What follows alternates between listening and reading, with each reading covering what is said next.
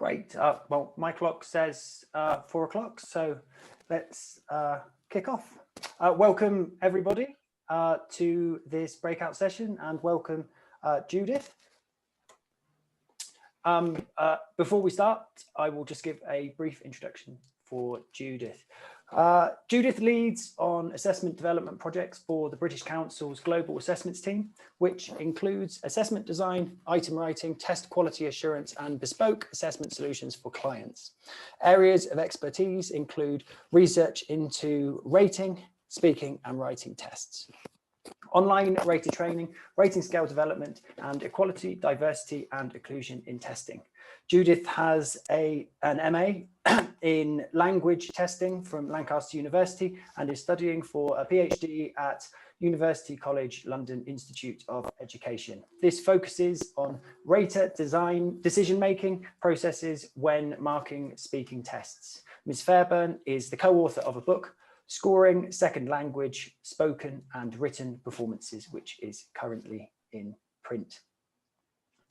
And today's presentation will focus on rater perceptions of on-topic spoken performance. If anyone has any questions or thoughts they would like to share, please share them in the chat, and then we will have a Q&A for around 10 minutes at the end. Yeah, thank you very much, everybody. Judith, the floor is yours. Okay, thank you, William. Okay, thank you to everybody for, and especially the New Directions team, for inviting me to present my PhD work in progress. I have finished my data collection and I've started analyzing my results. This is the first time I've presented my PhD work, and it's been quite motivating to have this opportunity to share what I've done so far. I'm very grateful for any feedback or ideas on next steps for my data, and would really like to make contact with other academics working in this area. I work as the test development manager at the British Council. In previous roles, I managed IELTS and APTIS examiners, and I was also a researcher for the productive skills. So I've been very interested for a long time in how raters make decisions when scoring writing and speaking responses. I suspected raters had different values on what constitutes an on-topic speaking response, and also different values on the importance of a speaking response being on topic, which might be leading to different scoring decisions. Raters over the years had asked me for clarity on how to rate this part of the speaking construct. My response always seemed to be things like, you just sort of know it's on topic. And I couldn't find any specific research that dealt with this on-off-topic construct for speaking. The research is available for writing, the writing skill, but not in much depth for the speaking skill. So if I can identify how raters define and measure the on-off-topic construct, it might contribute to better training and better rating. If we understand what raters are doing, we can use this information for better automated assessment rating systems. So this is why I decided to look into this topic in more detail as a PhD. The data I have collected should answer my research questions, which are to provide insight into the internal criteria raters reportedly use to decide if a speaking response is on topic, determine the extent the task prompts impact on this decision-making, compare these decisions to the criteria in the rating scale, and explore the relationship between the internal criteria raters reportedly use and any rater effects such as leniency, severity, inconsistency, halo effects, and bias. I've collected and am analyzing qualitative and quantitative data in a mixed methods design. So 30 raters have marked 45 test taker responses to a speaking task. I used 3 versions or forms of the task to investigate possible version effects. For quantitative data, I collected 45 CFR scores for each of these responses and 135 on-topic decisions. I analyzed the data using facets. For the qualitative data, I collected 135 reasons for the on-off topic decisions and analyzed the data using NVivo. I followed up with email exchanges to clarify data and decisions. I also asked raters to describe how they normally rate this particular task, see if I could find any rater decision-making processes that might be influencing their decisions. Once all the data has been analyzed, I plan to hold a confirmatory focus group to confirm my findings. I also conducted a questionnaire on rater background variables, but this analysis is outside the scope of this project, but possibly useful for future studies. Here's an example of the task. It comes from the British Council's Aptis test. The prompt asks 3 questions, and test takers have 1 minute to prepare a 2-minute response. For the response to be fully on topic, each of the 3 questions must be addressed. The first question asks test takers to describe an activity or event in the past. The second question asks test takers to describe a feeling about the activity or event in the past. The third question asks the test takers to talk about the topic in more detail. This is a B2 level task in that test takers at B2 level should be able to engage appropriately with this task. Here is the criteria for the high and low B2 levels in the rating scale. The distinction between high and low B2 level is difficult to determine in an operational context. One hypothesis for making this decision in the speaking skill is to focus on the ability of a test taker to sustain the B2 level on topic throughout a full speaking performance on a B2 level task. If a test taker can sustain the CFR level on topic, it is hypothesized that the test taker has achieved the task and is at the high end of the CFR level, so B2.2. If they're not able to sustain the CFR level on topic, but are overall at B2 level, then they are at the low end of the B2 CFR level, so B2.1. Note here that the only difference in the rating scale between high and low B2 is the number of questions on topic. The rest of the criteria are the same.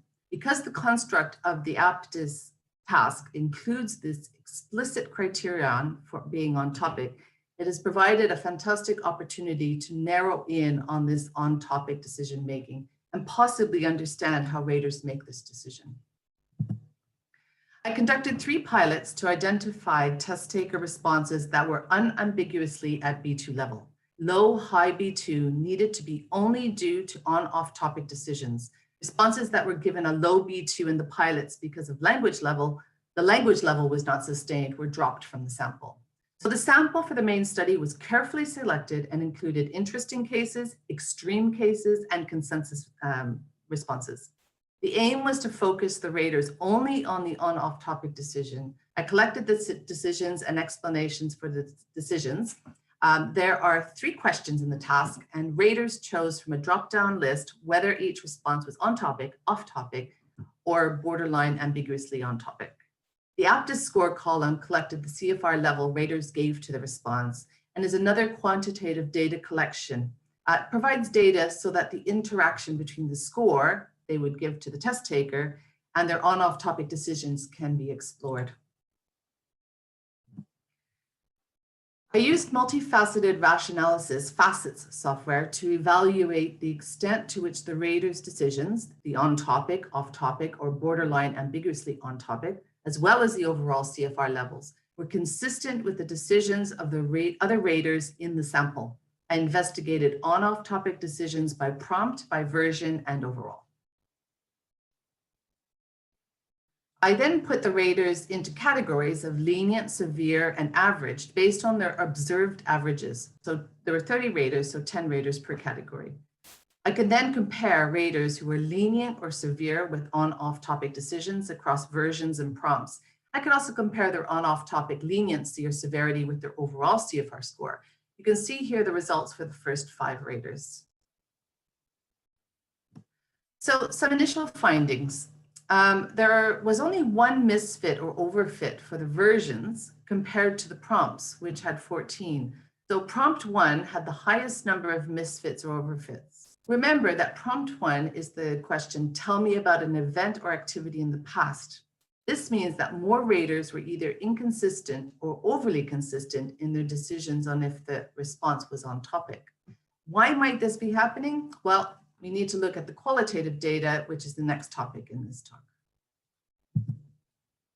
I used a contextualist method for data analysis because I'm interested in the reality of how raters make decisions and also the way rating decisions might be affected by rater and wider societal beliefs about language testing and speaking on topic in general. I found the Braun and Clark 2006 framework to analyze the written perceptions from the raters very helpful.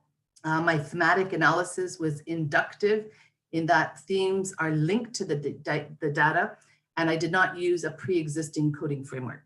My analysis is also theoretical in that I have specific research questions and analytic interests. So therefore, I coded for specific thematic issues.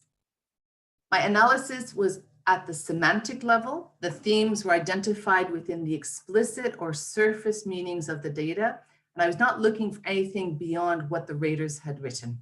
I coded everything using NVivo.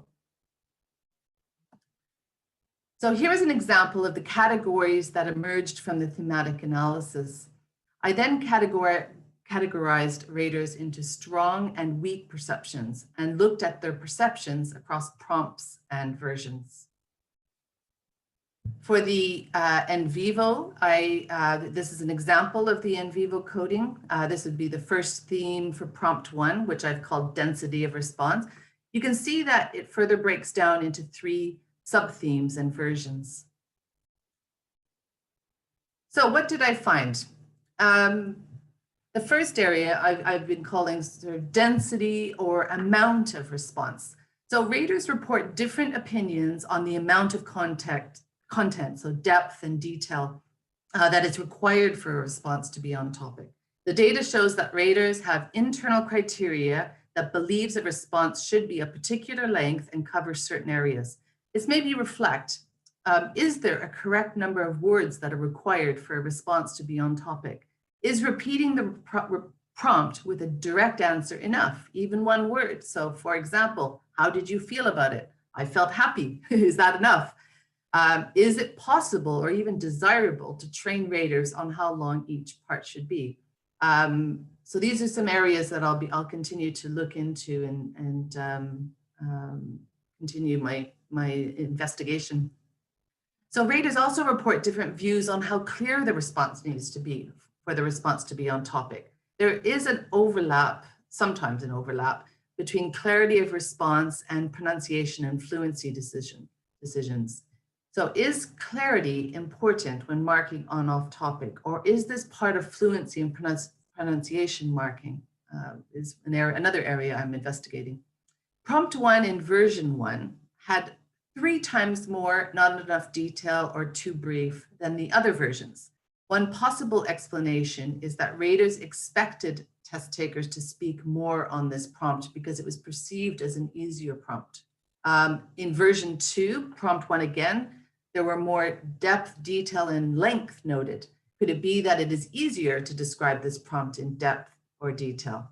Are these differences related to the sample, or is something else happening? So another area to follow up. I also need to follow up on the relationship between response density and scoring. So it's an area of investigation. The response format. So most raters do not report on the format of the response, but some raters noticed the response format as either positive or negative. So an integrated response was seen as positive, or answering the questions in order was seen as positive or negative. There were some reported perceptions that high-level test takers will integrate the 3 prompts into a response, and low-level test takers will answer each question in order. So raters reported that it was more difficult to mark the on-topic criteria in an integrated response. So while an integrated response may be considered a high-level response, it's easier to mark a response that's given in order. Reflecting on this, test takers might be encouraged to answer the questions clearly in order to get a good on-topic decision, but raters may also have a tendency to mark higher on an integrated response because it is perceived as a higher level of overall language. Again, something else to review, and also to review with respect to scoring. Finding the evidence. So raters differ on how they provide evidence of a response being on topic. So some report no specific evidence. They just say the response is clear or something like that. Some report a short quote of 1 or 2 words that directly link to the prompt. For example, happy. Some report extensive quotes of a sentence or two to put the evidence into context. Some raters report an interpretation of what the test taker has said. They do not provide a quote, but it's their own interpretation. And some raters refer to implied or inferred meaning as evidence. So in a few interesting findings, there were fewer quotes for prompt 1, which is the description of a past event or activity, than for prompt 2, about the feelings about the event or activity in the past. So that's something I'm going to follow up with. Identifying quotes might be a good rating strategy because it clearly gives evidence, but probably unrealistic in most rating situations where decisions need to be made quite quickly. Explicit reference to the prompt. So some raters report explicitly how precise the test taker response matches the prompt. Other raters do not mention the prompt at all. So test taker's strategy to signpost the response for the rater is a clear way to decide if the test taker refers explicitly to the prompt or not. It could be a good test taking strategy because it signposts the on-topic response for the rater. But similarly to the argument above about integrated responses, it may create a lower score because raters may perceive it as a more simplistic response. So an area I want to follow up on as well. Some interesting references to prompts. For example, prompt 2. So that's describe your feelings about something, an activity or event in the past. This was a very interesting one. So most raters provide an explicit example of a feeling, and it usually was an adjective. The data shows that some raters may not entirely be sure what a feeling means. So some raters do not give any evidence of a feeling. So they might say it's on topic because they talked about their feelings. There are also cases where raters reported something that actually isn't a feeling. So it was the only prompt where raters seemed to struggle with providing evidence. So I reflected on this. So like, what is a feeling? What does it actually mean to feel something about something? There are actually two definitions for feeling, to feel. So one is to experience something physical or emotional. And the second definition is to have a particular opinion about or an attitude towards something. So is there a difference between a physical or emotional reaction and an opinion or attitude? Some raters did not consider the second definition as being on topic. So a test taker response such as, I thought, blah, blah, blah, in some cases not considered feelings. So this prompt specifically asks the test taker to discuss their feelings about the activity they described in prompt 1. And rater perceptions varied if the test taker did not explicitly speak about their feelings in the past at the time of the event and instead spoke about the outcome of the event. This prompt also had the largest number by far of rater comments about implied or inferred feelings. There were a lot of ambiguous, borderline on-topic scoring for this prompt, and they didn't penalize the test taker in scoring, providing some evidence that test takers struggle with this prompt and or raters do not prioritize this prompt being on topic. References to the personal. So prompts 1 and 2 explicitly ask the test taker to speak about themselves in the past. Prompt 3 explicitly asks the test taker not to speak about themselves and instead discuss a more wider society issue. Some raters report correct or incorrect use of personal as a reason for the response being on topic or off topic. Some raters do not reference the personal at all. Do raters understand the link between speaking about themselves, which is considered a lower level cognitive ability, and speaking about wider society in prompt 3? Raters may not realize that answering the third question is more difficult and treat each question as equal. Is that a problem? Is that required? Is it important to train raters on the concepts of abstract questions about wider society? Are raters marking personal under grammar instead of on topic? So language, all test takers in this sample were B2 level, so language was high. Even so, there were references to language impacting on topic decisions. So speaking in the wrong tense, pausing, repetition. And picture interference. This came up repeatedly. At lower levels, it's quite common for test takers to describe the photo, but even at B2 level, the photo could interfere. Raters were also asked how they normally mark this type of speaking task to further understand how the on-topic decision fits into their reported normal marking behavior and possibly to help triangulate the quantitative and qualitative data. So many raters mentioned the two-step decision of first deciding on CFR level and then deciding on the on-off topic decision. But a lot of it was more holistic, best fit decisions with mediation between quality of response and being on topic. About half the raters say they sometimes or always listen twice. 2 raters didn't think they could describe the process. So for teachers, some of the advice from these initial findings, what can I offer to teachers? I think it's a good idea to discuss prompts with raters and break down the prompt with expectations explained. So from the example I showed earlier, like, what does loneliness actually mean? How important is it that the response to prompt 1 and 2 are in past tense? What to do if a picture is described? You know, these sorts of things. Something useful we do for writing tests is that we write possible responses. It quickly becomes obvious that some prompts have limitations. So we should also do this for speaking and really decide the purpose of your visual and try and eliminate this construct irrelevance. We've started to use pictures in our aptness test that can't be easily described to do away with this issue. So what are my next steps? I'll continue to analyze my data, looking for more patterns and focusing on fine-tuning criteria for measuring the on-topic construct. The next step is to bring the quantitative and qualitative analysis into a final analysis, including the rating processes and email exchanges to further enrich and triangulate the data, the analysis. I've focused a lot on finding differences in the data, and I need to now find the similarities and of where raters make the same decisions. So that will be the next focus of my analysis. I'm going to get someone to do some double coding for me, and I'll also hold a confirmatory focus group with the raters to confirm my findings. And I'll also put together responses that could be used for training, for training on this on-topic, off-topic construct. Thank you very much. Thank you very much, Judith. That was very interesting indeed, especially from my perspective, having many years of being a full-time examiner. It's quite interesting to sort of think about what's going on in my head when I'm rating speaking tests. Got a couple of questions here. The first is from Catherine Hughes. She says, in terms of practical implications of your research, would one outcome be amending the wording of prompt 2? It seems to be the prompt that creates the most rater variability. Oh, that's a tricky question. It could be.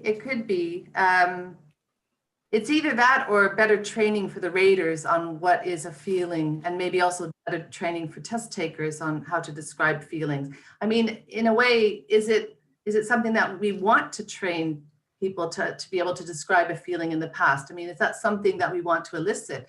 It could be something that's actually maybe more high level than we were maybe expecting, or I mean, I've always thought the third prompt was the more difficult one, but maybe it's actually the prompt 2 is the more difficult one, and that stretches the test taker higher up the CFR level. And, you know, we should be able to describe our feelings in the past. So yeah, it's something I would think about and write up. Yeah. Would not training the raters on the meaning of words be quite difficult in terms of scalability? If you had a wide number of questions, would it not involve a lot of training if you had to describe that word for every different version of the test? Yeah, I think that's because we're looking at doing that now. Actually, we're implementing a system of reviewing. I think if you do it in small focus groups and just kind of understand where raters are, where their minds are going with the different prompts, it might be more realistic, and then looking at your prompts and making sure that there's no ambiguity in the prompts is probably makes more sense. But I think actually just telling raters to think about the prompts. I mean, I have to admit, even for myself, I never really thought about the prompts in such detail as I have over the last year or two. And you just sort of assume a lot of things, and you don't break the word. Like, for example, tell me about an outdoor activity that you did as a child. Has outdoor activity, childhood, past tense. There's at least 4 elements to that prompt, and I probably wouldn't have thought about that before. And just maybe raising awareness with raters that look at the prompt and actually just in your head, what does it actually mean? Maybe that's more realistic as far as training, just awareness raising. Thank you. There's another question here from Lucy Adam. She says, very interesting, Judith. Do you think that analytic rating scales are more successful at recognizing whether a response is on or off topic? And does the position of on or off topic within the rating scale, i.e. at the top or the bottom of the scale, make any difference?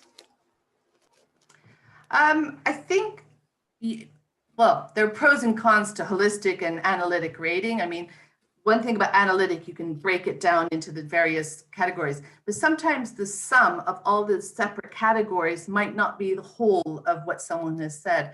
So, you know, there's research kind of both ways. But of course, with the holistic, you've got the issue that, you know, they have to mediate between the criteria and come up with their score. And then it was about putting the on-off topic at the top or the bottom of the rating scale was the second question.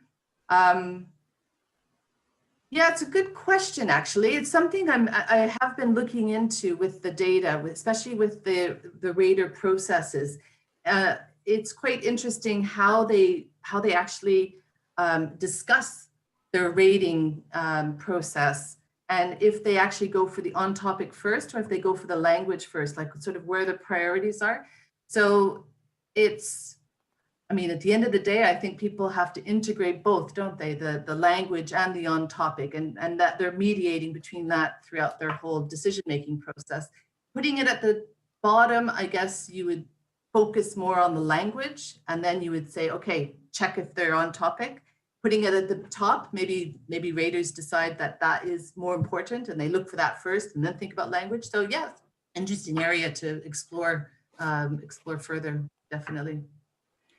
Thanks very much. I have a question myself, actually, and it's to do with, well, I thought it's very interesting what you said about integrated versus ordered and signposting.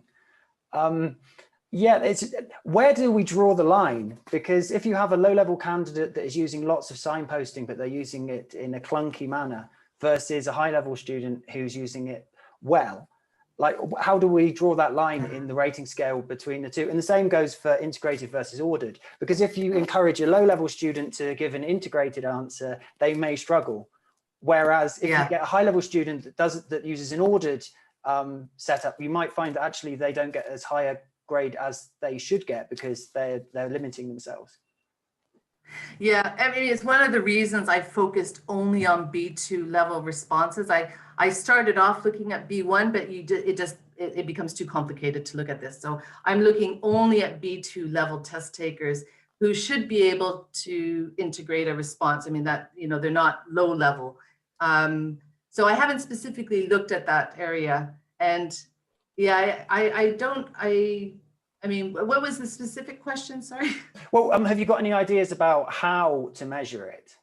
How to measure to measure where the line is, where you think that, say, from a teacher's perspective, where would a teacher encourage someone to use one rather than the other?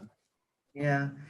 I mean, from my perspective, it's sort of, I think at A2 or B1 level, they shouldn't be encouraged maybe to do that, because it is a higher level cognitive ability to be able to integrate a response into a flowing long turn. So it's probably something that you would do more at the higher levels rather than at the lower levels. And probably as a test taking strategy, it's probably better to just answer in order and be, you know, just not to have to worry about that area. Because as you say, it could come across as quite clunky and not flowing nicely. Yeah, I'm not sure I have an answer for that. Thank you. We've got time to draw the line. Yeah, it's always difficult, isn't it? It's very, very difficult. Yes. We've got time for one more question. So this again is from Catherine Hughes. She says, would it also be useful to provide training to raters on our expectations of how much time they should devote to each prompt? From my own research, there seems to be differences of opinions. For example, test takers who spend a lot of time on prompt 3 is viewed positively by one rater, but negatively by another. who thinks the same amount of time should be devoted to each prompt? I've had the exact same finding that some raters like to see it equal and other readers are not that interested. Personally, I mean, I think you need to go back to what are you trying to elicit with the prompt? So if they spend their whole time just describing the activity, but then don't move on to the more difficult questions of feeling and wider society, then maybe that's more of an issue than if they actually focus a lot on the more difficult prompts, but the description is, you know, tell me about an outdoor activity you did in the past. When as a child, I went bike riding. Okay, so that's not a lot of information. But then if they go on to talk about their feelings about that, experience, and then they talk about wider health benefits of riding bikes or something, you know, it could be that they've ticked the box for OnTopic, but they haven't gone into a lot of detail about the activity in the past. They haven't, said the who, what, where, when, and how of the describing the activity. So I wouldn't want to, say how much you should spend on each part. But what I can say is that raters have different perceptions of this information. What we decide to do about that, if we decide to tell raters that, don't worry so much about equality of, the different areas, that's something that we need to discuss and decide if that's something we want to do. Well, thank you very much. Thank you for a very interesting presentation and for a very interesting session. And everybody who participated, thanks very much. It's been great. Yeah, thank you very much. Great. All right. Bye, everyone. Thanks very much. Good luck with the rest of the conference. Yes, bye, everyone. Cheers.